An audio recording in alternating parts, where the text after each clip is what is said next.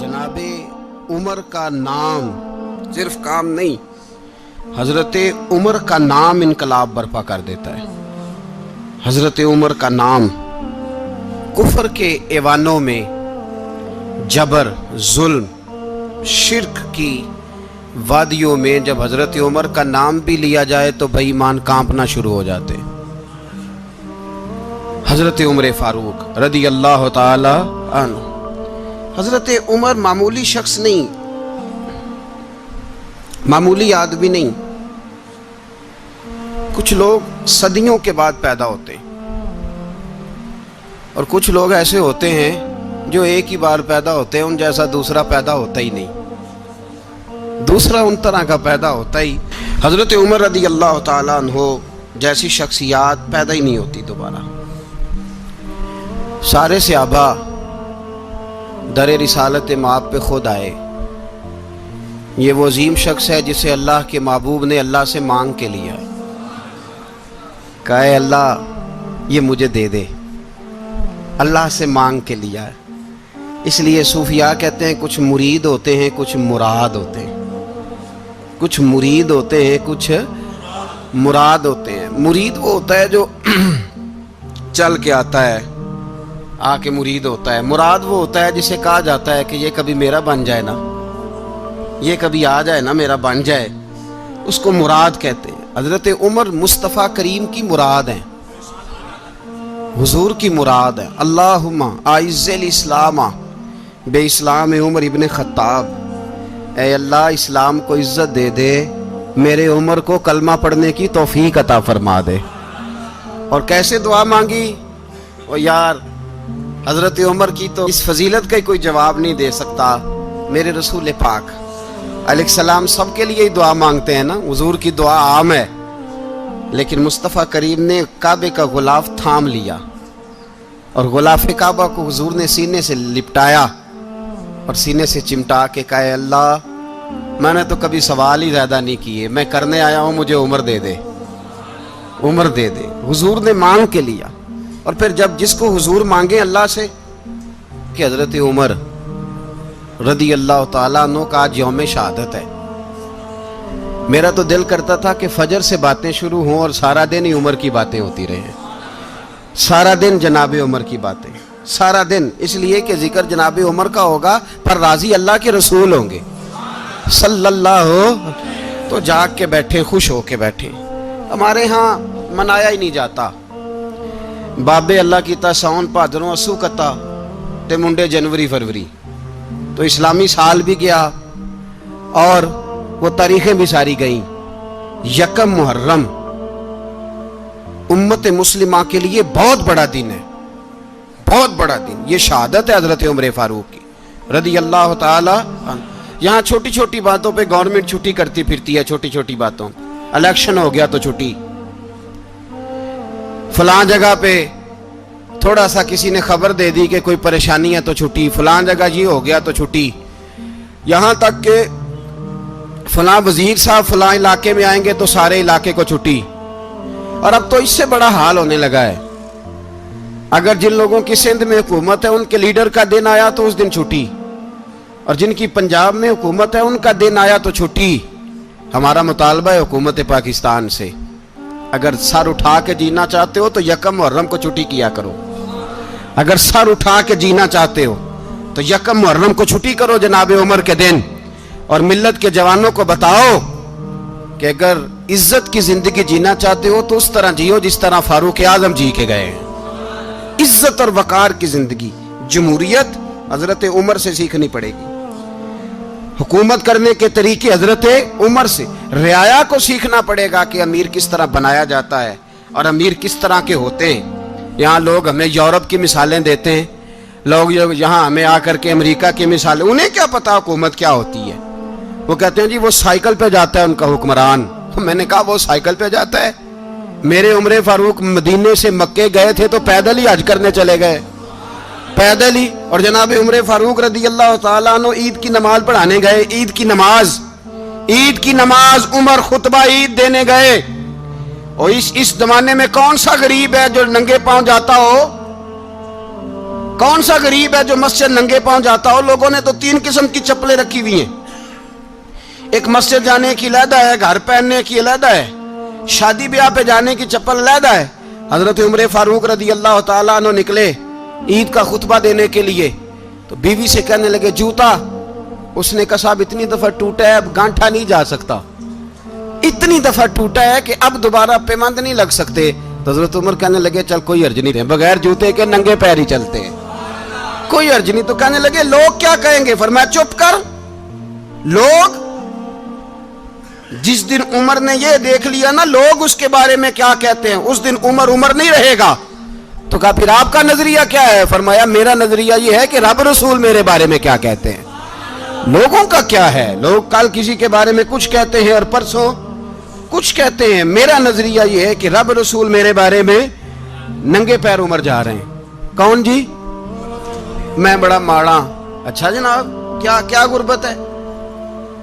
10 قسم کے جوڑے لٹکے ہوئے ہیں کمرے میں، اور پہننے کی فرصت نہیں، سویرے کیا پہننا ہے شام کیا پہننا ہے، 15 سوٹ کٹھے استری ہو کے لانڈری والا بھیج رہا ہے، اور تو غریب ہے، تو بہت بڑا غریب ہے۔ اس لیے کہ غربت پیسوں کی وجہ سے نہیں ہوتی، غربت تو دل کی ہوتی ہے۔ تو واقعی بڑا غریب ہے اور تو غریب ہی رہے گا۔ امیر تو عمر فاروق تھے، عمر فاروق تھے جو ننگے پاؤں چلے گئے عید کی نماز پڑھانے، تو رستے میں جو ملا کہنے لگا عمر جوتا تو پہن لو۔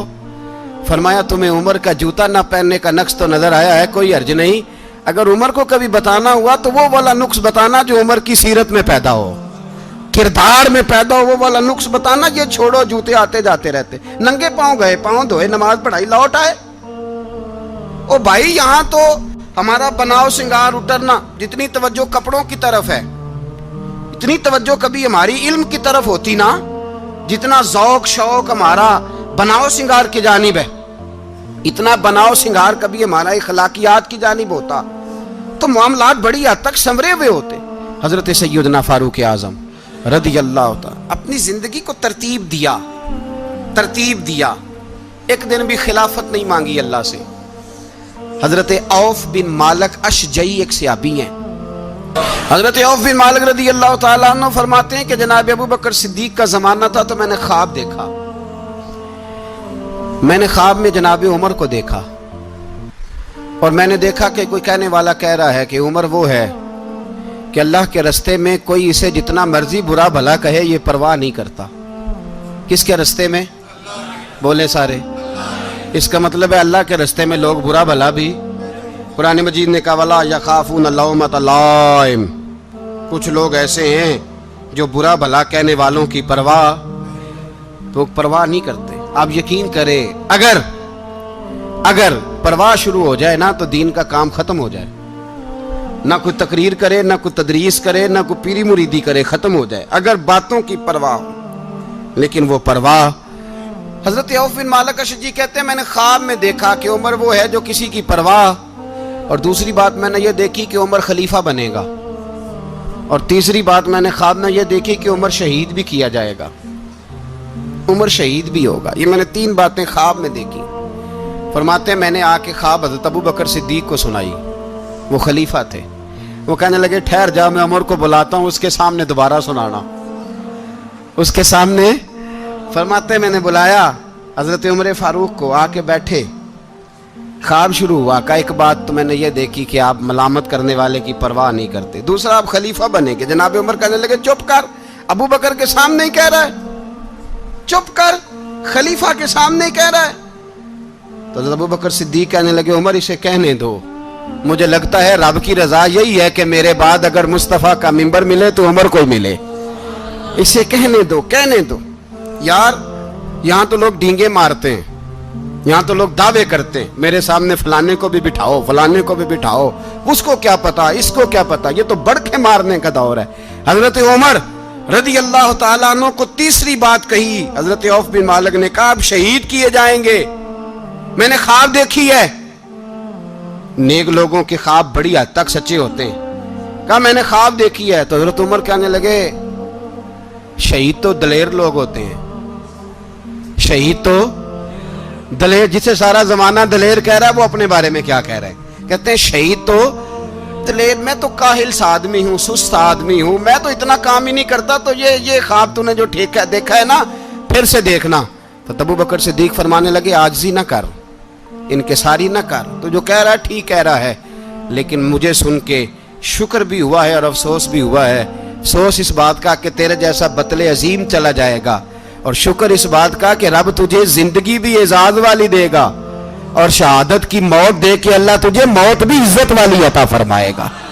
اللہ موت بھی تجھے عزت والی دے گا، تجھے کاہلوں جیسی موت اللہ۔ حضرت فاروق اعظم رضی اللہ، او بھائی یہاں تو اس زمانے کا سب سے بڑا مسئلہ پروٹوکول ہے۔ لوگوں پتہ ہوتا ہے کامل پیر ہے، کامل مرشد ہے، لوگ نہیں جاتے۔ میں کسی کا مرید ہو جاؤں، میرا پروٹوکول کدھر گیا؟ پتہ ہوتا ہے یہ کامل استاد ہے، میں اس کے پاس بیٹھوں گا تو میری تربیت کرے گا، لیکن لوگ شاگرد نہیں بنتے۔ میں کدھر گئی؟ یہ جو پروٹوکول کی مصیبت ہے نا، اس نے بڑے بڑے لوگ زیرو کر دیے، بڑے بڑے لوگ۔ اور یہ مت سمجھے کہ آپ کا وزیر اعظم پروٹوکول لیتا ہے یا آپ کا صدر پروٹوکول، وزراء، ایسی کوئی بات نہیں۔ ہم چھوٹے طبقے سے لے کر بڑے سارے پروٹوکول کے قائل ہیں۔ ہمارا تو داماد بھی کہتا ہے کہ مجھے پوچھا نہیں میں تمہارے گھر کیوں آؤں۔ ہمارا تو بھائی ہر شخص اعلان کرتا ہے پروٹوکول کا، فلانے نے عزت نہیں دی تو واپس آ جاؤ، فلانے نے سلوٹ نہیں کیا تو واپس آ جاؤ۔ لوگ جہاں سلوٹ کرنا چاہیے وہاں بھی سلوٹ کرانے کے قائل ہیں۔ پر حضرت عمر رضی اللہ تعالی، حضرت عمر کی سادگی اور پھر جناب عمر کی عاجزی، جب انسان اپنے اوپر سوار کر لیتا ہے نا، سوار کر لیتا ہے، میں بدکار پرانا خادم، کسے در ملی نٹ ہوئی، تے واصف یار نے نظر جو کی تھی تے واصف ہی ہو۔ میں اکثر سوچتا ہوں حضور نے جہاں بھی کہا نا، فرمایا میرے بعد نبی ہوتے تو خطاب کے بیٹے عمر ہوتے۔ حضور نے فرمایا عمر جس رستے سے جاتا ہے شیطان وہ رستہ بدل جاتا ہے۔ نبی پاک صلی اللہ علیہ وسلم نے فرمایا میرا عمر وہ ہے کہ اس کی زبان پر حق جاری ہے۔ حضور علیہ السلام نے فرمایا 950 سال حضرت جبریل میرے عمر کی شان بیان کریں تو ان کی عظمت ختم نہیں ہوتی۔ 950 سال جبریل عظمت بیان کرے تو ختم نہیں ہوتی۔ یہ بات ہے حضرت عمر کی، اور فرمایا عمر ابو بکر کی نیکیوں میں سے ایک نیکی ہے، یہ شان ہے اب عمر فاروق رضی اللہ تعالیٰ عنہ کی۔ حضور نے فرمایا میرے بعد نبی ہوتے تو عمر ہوتے، جس گلی سے عمر آئے شیطان رستہ بدل جائے۔ میرے عمر فاروق کی شان 950 سال بیان ہو تو ختم نہ ہو۔ عمر کی زبان پر اللہ حق بیان کرتا ہے، جو عمر کہتا ہے وہی رب کر دیتا ہے۔ حضور ساری زندگی فضیلتیں بیان کرتے رہے، عمر جواب میں کیا کہتے ہیں؟ کوئی بتائے نا کہ یہ والی حدیثیں کبھی عمر نے بھی روایت کی ہوں کہ حضور نے میرے بارے میں یہ کہا ہے۔ یہ روایتیں وہ روایت نہیں کرتے، ان سے جب لوگ کہتے عمر تیری بڑی بات ہے تو عمر رو پڑتے، کہتے میں تو اونٹ چرانے والے باپ کا بیٹا ہوں، میں تو اونٹ چرانے والے باپ کا بیٹا، اونٹ چرا۔ اس سے آگے عمر گئے ہی نہیں ساری زندگی، اس سے آگے لفظ ہی نہیں ادا کی۔ اور میں تو بھائی اونٹ چرانے والا، میرا باپ تو اونٹ چرایا کرتا تھا، 10 اونٹ تھے، میری ڈیوٹی ہوتی تھی، سنبھالے نہیں جاتے تھے، ابا ڈنڈوں سے مارتا تھا۔ ساری زندگی عمر حج کرنے گئے، ایک خشک تنا کھجور کا عمر فاروق رضی اللہ تعالیٰ عنہ نے اس کو اپنے کلاوے میں لیا، رونے لگے۔ لوگوں نے کہا عمر کیا ہوا؟ فرمانے لگے یہاں میں اونٹ چرایا کرتا تھا، یہاں میں اونٹ چراتا تھا، 10 اونٹ سنبھالے نہیں جاتے تھے۔ دیکھو رسول اللہ کی شان، آج ساری امت چلانے کا طریقہ عطا فرما دیا ہے، ساری نظریے سے پیار۔ یار پیسہ کس کو برا لگتا ہے؟ آپ جس آدمی کی 50 کروڑ کی پراپرٹی ہے اس کو پوچھیں سب سے غریب، آپ کو وہی نظر آئے گا۔ وہ کہے گا میں ٹائٹ ہوں، حالات بڑے۔ میں کئی بار پوچھے انہوں نے، میں کہتا ترجمہ بھی 10 چھڑوں کی، ہمیں تو سمجھ نہیں آتی، اور ٹائٹ حالات کون سے ہوتے ہیں جی؟ جس آدمی کا کروڑوں میں کاروبار ہے نا، اس کو آپ چھیڑے وہ رونے لگ جائے گا، رونے۔ تو کئی میں نے ایسے دیکھے ہیں کرائے کا مکان ہے، ان سے پوچھے صاحب کیا حال ہے، تو کہتے ہیں جتنی اللہ نے شان والی زندگی ہمیں عطا کی ہے کسی کو نہیں دی ہوئی۔ اس کا مطلب ہے خوشی بھی یہی ہے اور غم بھی یہی ہے، اندر سے خوشی ہے، اندر سے ہی۔ تو نے اگر راضی رہنا ہے تو ادھر سے رہنا ہے، ناراض رہنا ہے تو بس اپنے آپ کو خوش رکھے گا تو ہو جائے گا۔ सारे सहाबा मिल के आए, कहने लगे उमर फारूक से कहना है नबी पाक के ज़माने में तो ज़ाहिरन गुर्बत थी, अबू बकर के दौर में भी गुर्बत थी, अब तो बड़ा माल है। उमर से सिफारिश करो कि उमर नया कुर्ता पहना करे। मुल्कों के सफ़ीर आते हैं, उमर वही फटी पुरानी चादर ओढ़ के और वही कई जगह पे पेबंद लगे सूट पहन के सफ़ीरों के सामने बैठ जाता है। उमर को मशवरा दो, तय हो गई बात। सब ने जब मशवरा दे लिया तो सारे कहने लगे ये बताओ शेर की मूंछ को हाथ कौन लगाएगा? कहना किसने है, बंदा भी तो ढूंढो ना। मैं कहा जनाब मेरा ये ख्याल है कि मौला अली शेर खुदा कहेंगे, क्योंकि जिस शख्स की उम्र को सबसे ज्यादा हया करते देखा वो शेर खुदा मौला अली है रदी अल्लाह ताला अली कहेंगे। इसलिए कि जनाब अली तो कई दफा जब गुफ्तगू करते थे तो हजरत उमर चुप कर जाते थे और फरमाते थे अली ना होता तो मैं हलाक हो जाता। तो कहा अली से कहो। जनाब अली शेर खुदा को बुलाया, किस काम के लिए जी? अल्लाह अकबर। ये जरा आपने इस दौर पे इस बात को जरा लाका जनाब उनसे कहें कि ज्यादा नहीं, एक कुर्ता नया पहन ले। सफीर आते हैं, वजीर आते हैं तो एक कुर्ता नया पहन ले। हजरत अली को बुलाया, आप फरमाने लगे कोई और बात होती तो मैं कह देता, ये वाली मैं नहीं कह सकता। कोई और होती तो मैं उमर को कई दफा कह देता हूं, जलाल में भी तो सुन, ये वाली मैं नहीं कह सकता। मैं तुम्हें एक मशवरा देता हूं। कहा वो क्या? कहने लगे सैयदा आयशा सिद्दीका से कहो, वो मोमिनों की माँ है, उमर टालेगा नहीं। अम्मा जी से जाके कहा अम्मा जी नया कुर्ता उमर से कहीं पहन लें, वजीर आते हैं बड़े बड़े लोग, तो चलो कोई अर्ज नहीं। अम्मा जी ने कहा अच्छा कोई बात नहीं मैं बुला लेती हूँ। जनाबे आयशा ने पैगाम भेजा। जब खादम ने कहा ना मुस्तफ़ा के घर से पैगाम आया है, तो 20 लोग बैठे थे। उमर कांपते हुए उठे, कांपते दौड़े। हजरत आयशा पर्दे में थी तो फरमाती हैं उमर अत्ताहियात की हालत में बैठ गए। कहा अम्मा जी देर तो नहीं हो गई मुझे आने में? कहा नहीं टाइम पे आ गए हो। किस लिए बुलाया था? कहा उमर देखो गुर्बत के मामलात और होते हैं, जब अल्लाह आसानी दे तो कोई चीज़ इस्तेमाल करना हराम नहीं होती, अगर हराम है तो बताओ। कहा नहीं अम्मा जी हलाल ही है। तो फरमाया फिर इतने सफ़ीर आते हैं, मुशीर आते हैं, अब तो माले गनीमत बड़ा आता है, ढेर लग जाते हैं मस्जिद में, तो चल एक नया कुर्ता तुम भी पहन लिया करो। और आप नया कुर्ता पहनोगे तो धाक बैठेगी गैरों पर। तो सहाबा का मशवरा है कि आप नया लिबास पहने। अम्मा जी कहती है मैंने हुक्म दिया तो उमर चुप कर गए, गर्दन झुक गई। थोड़ी देर के बाद सैयदना उमर फारूक ने सर उठाया तो दाढ़ी पे आंसू गिर रहे थे, रो पड़े। कहने लगे पाक महबूब की पाक बीवी, जैसे हुक्म करती हो मैं हाजिर हूं, पर मुझे वो वाला लिबास पहनाना जो मेरे मुस्तफ़ा ने पसंद फरमाया है। अगर ये रंग रसूल पाक का है तो मैं हाजिर हूं, और अगर नबी पाक का नहीं तो फिर जैसे आप हुक्म करें। जनाब आयशा कहते हैं उमर रोए तो मैं ज्यादा रोई, मेरा पल्लू भीग गया आंसुओं से। मैंने कहा उमर आप जाइए।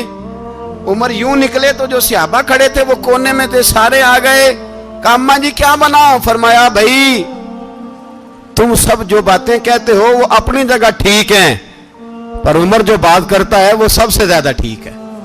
उमर जिस पहलू पर बात करता है वो, यार ऐसी आजिज़ी, ऐसा रंग, ऐसा अंदाज, ऐसा तर्ज हयात, ऐसी जिंदगी। औलाद के मामले में लोग बुज़दिल हो जाते हैं, बुज़दिल। पर हजरत उमर का बेटा मिस्र गया, वहां से कमाई करके लाया, तिजारत करने गया, लाखों का माल।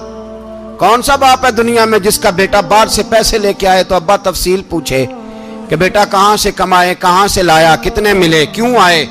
कौन सा बाप तफसील पूछता है? अब्बा तो कहता ला सही और तारीफें करता है मेरा बेटा बड़ी कमाई करता है। कभी पूछा है उससे कि ड्यूटी सही देता है कि नहीं? कभी पूछा है कि तू ईमानदारी की रोजी लाता है कि हराम की कमाता है? ये बाप की जिम्मेदारी है, ये अम्मा की जिम्मेदारी है। फिर कहता है बीमारी कैसे आ गई, परेशानी कैसे आ गई? तूने कभी सवाल किया अपनी औलाद से? हजरत उमर फारूक रदी अल्लाह ताला अन्हु का बेटा मिस्र से पैसे कमा के लाया तो जनाब उमर ने बुलाया, फरमाया बेटे इतनी तो तेरे पास रास ही नहीं थी, थोड़े से तो तू पैसे लेके गया था, इतनी कमाई कैसे हो गई? इतने तो पैसे नहीं थे साहब, कहां से कमाई लाए? उसने कहा अब्बा जी वो जो मेरे चचा है ना मिस्र के गवर्नर, आपके दोस्त, انہوں نے میری مدد کی ہے. فرمایا جتنے لوگ گئے تھے سب کی ہے مدد اس نے؟ کہا نہیں صرف میری کی. فرمایا تیری کیوں کی؟ تیری کیوں کی؟ کہا حضور آپ کے دوست ہیں. فرمایا چپ کر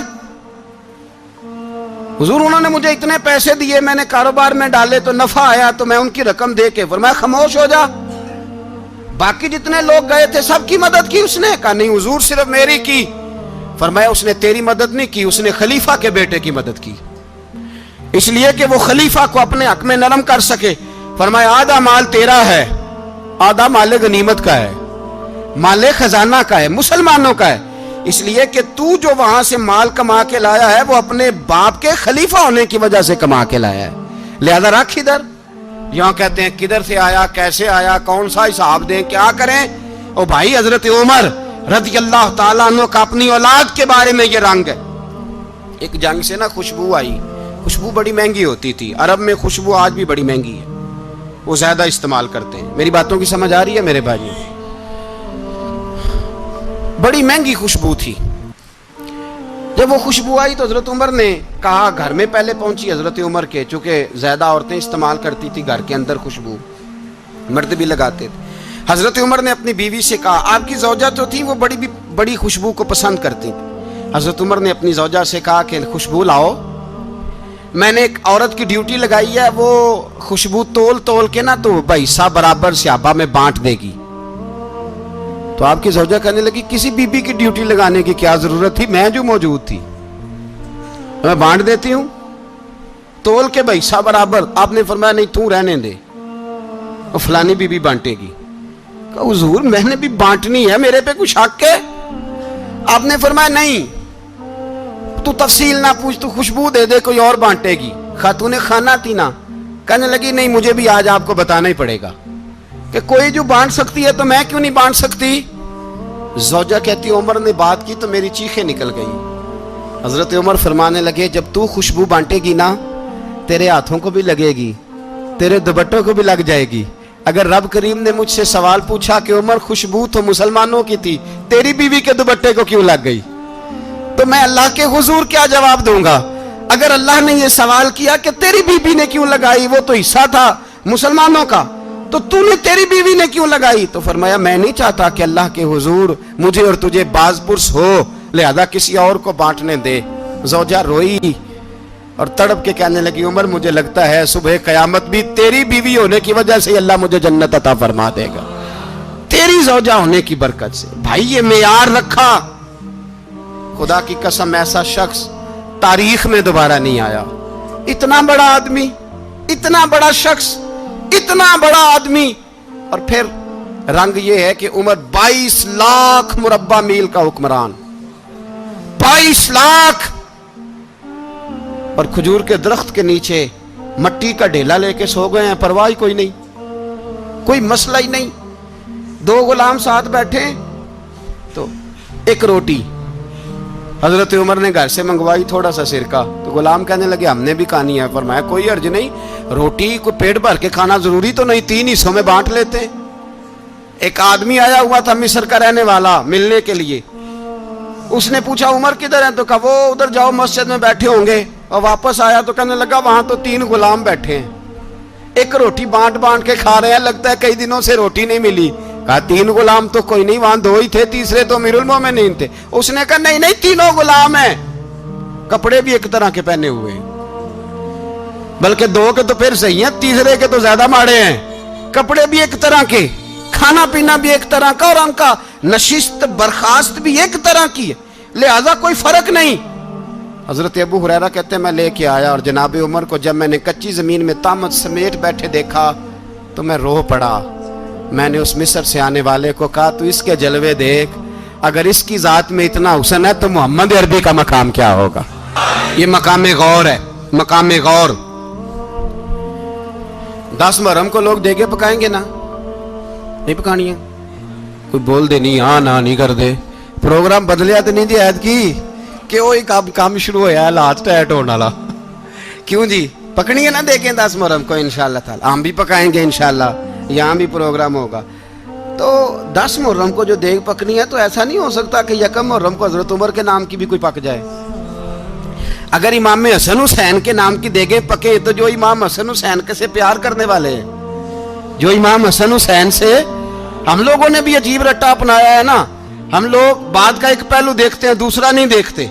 حضرت امام حسن اور حسین کو بھی نبی پاک نے شہید کہا، اور جناب عمر کو بھی رسول اللہ نے خود شہید فرمایا، فرمایا شہید ہے، خود فرمایا اپنی زبان سے کہ یہ شہید ہے، خود میرا عمر شہید ہے۔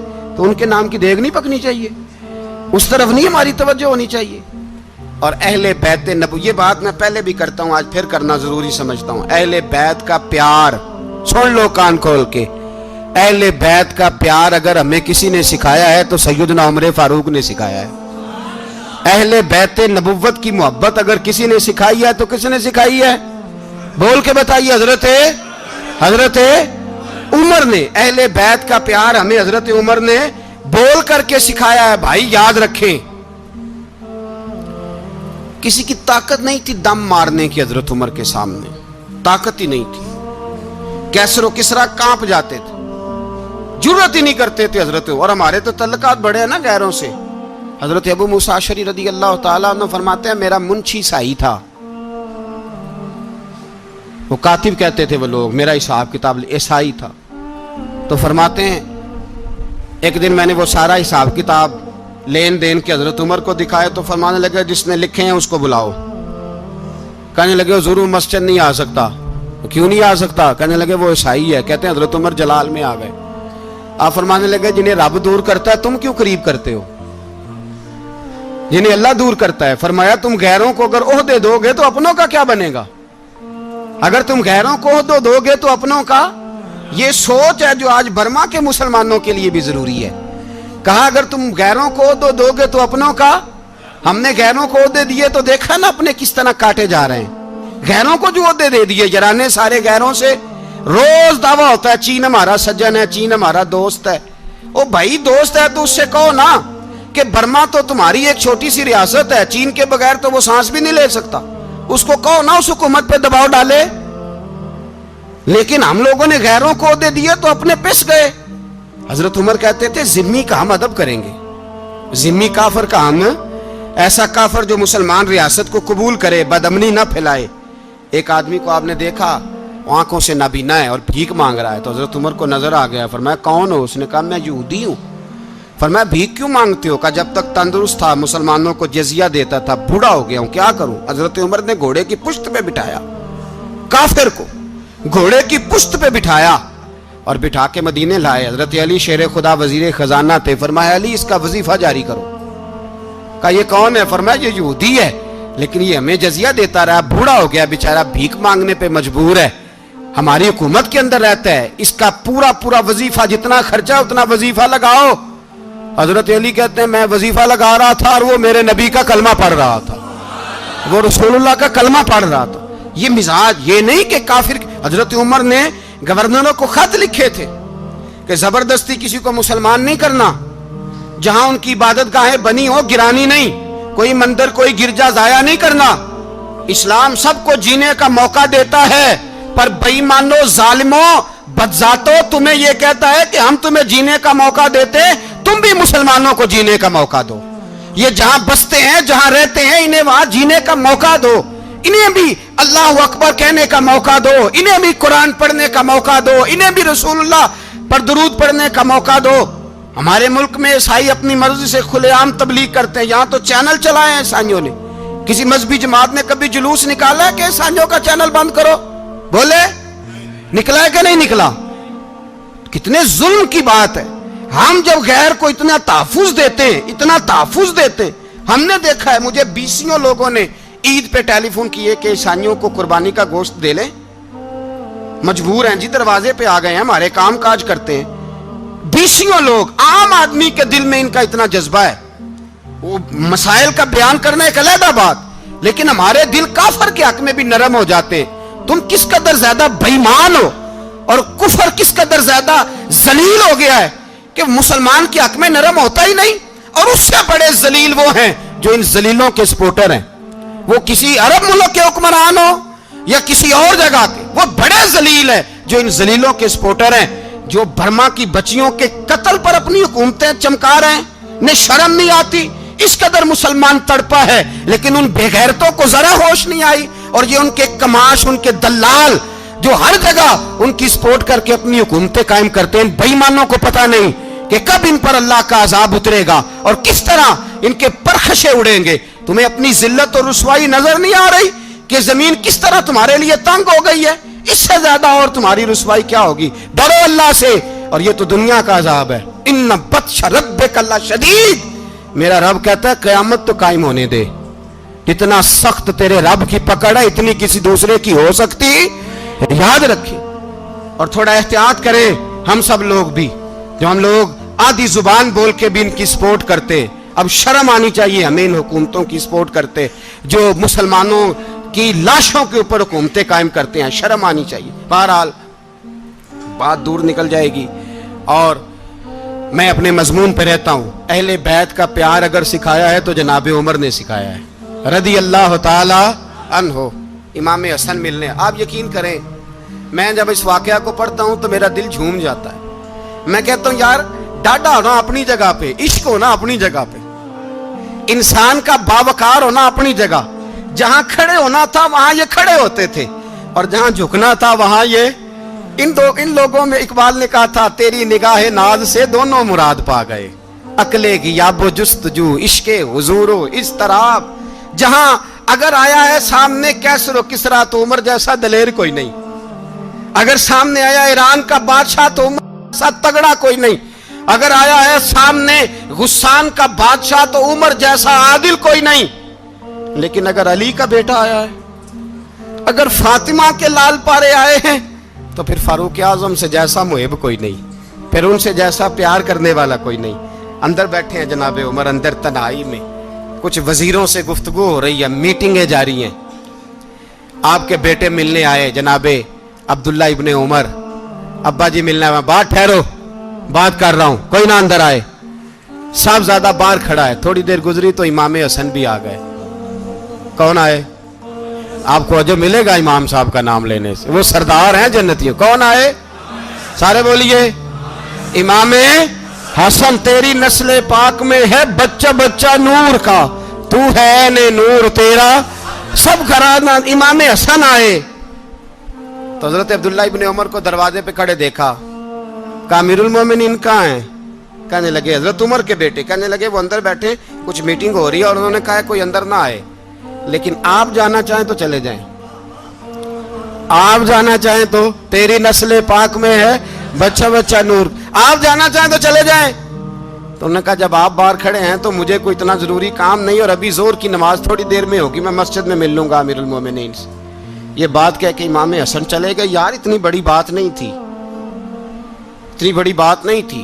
वो मेरे उस्तादों का बेटा भी आए तो कहा ठीक है जी, वो सोए हुए हैं, तो कोई गर्ज नहीं यार, मैं ठहर के आ जाऊंगा, कोई बड़ी बात नहीं थी। देखा जाए तो बड़ी बात नहीं थी, पर बात बहुत बड़ी थी, इसलिए कि ये खाली हसन नहीं, ये हसन इब्ने अली है, ये हजरत फातिमा के लख्ते जिगर। हजरत उमर बाहर निकले, अब्दुल्ला इब्ने उमर से पूछा कोई आया तो नहीं? तो कहा हुजूर इमाम हसन आए थे। तो कहा फिर शहजादे को अंदर क्यों नहीं भेजा? कहा मैंने कहा था। वो कहने लगे अगर अमीरुल मोमिनीन मसरूफ हैं तो मैं जोहर में मिल लूंगा। हजरत उमर रोने लगे, फरमाया बेटे तूने अच्छा नहीं किया। फिर मस्जिद नहीं गए, सीधे इमाम हसन के दरवाजे दस्तक दी। इमाम हसन बाहर आए, कहा शहजादे आए थे तो मिले क्यों नहीं? तो इमाम हसन कहने लगे हुजूर आपका अपना बेटा दरवाजे पे खड़ा था, आपका अपना बेटा दरवाजे पे खड़ा था, और मना भी किया था आपने, तो मैं जोर में मिल लेता। हजरत इमाम हसन फरमाते जोशे जज्बात में जनाबे उमर ने सर से पगड़ी उतार दी, जोशे जज्बात में। कहने लगे हसन मेरे बेटे का और आपका क्या मुकाबला?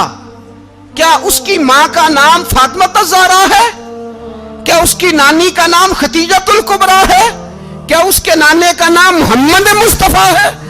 आपका और उसका क्या मुकाबला? फिर रो पड़े और कहने लगे बेटे मैं मक्के के सहराओं में ऊंट चराया करता था, ये जो मेरे सर पर इज्जत के बाल हैं ये तेरे नाने के उगाए हुए, मैं मक्के के खबरदार शहजादे खबरदार। ओ भाई अहले बैत नबुव्वत के अदब का रंग अगर सिखाया है तो सैयदना उमर ने सिखाया है। हजरत उमर फारूक अथॉरिटी है, इस्लाम की अथॉरिटी। यकम मुहर्रम हजरत उमर की शहादत है। यहूदी बोल उठा, काफिर बोल उठा, अगर 6 महीने उमर दुनिया में और रहते तो दुनिया में कोई काफिर मौजूद न होता। 6 महीने।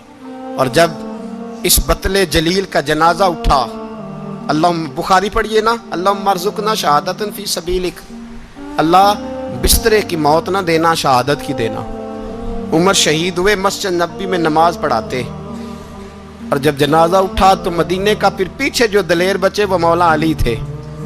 मौला अली, जनाब उमर का जनाजा उठा तो सबसे पहली हाय जो निकली वो हजरत अली की जुबान से निकली, और हजरत अली सारी दाढ़ी आंसुओं से भर गई।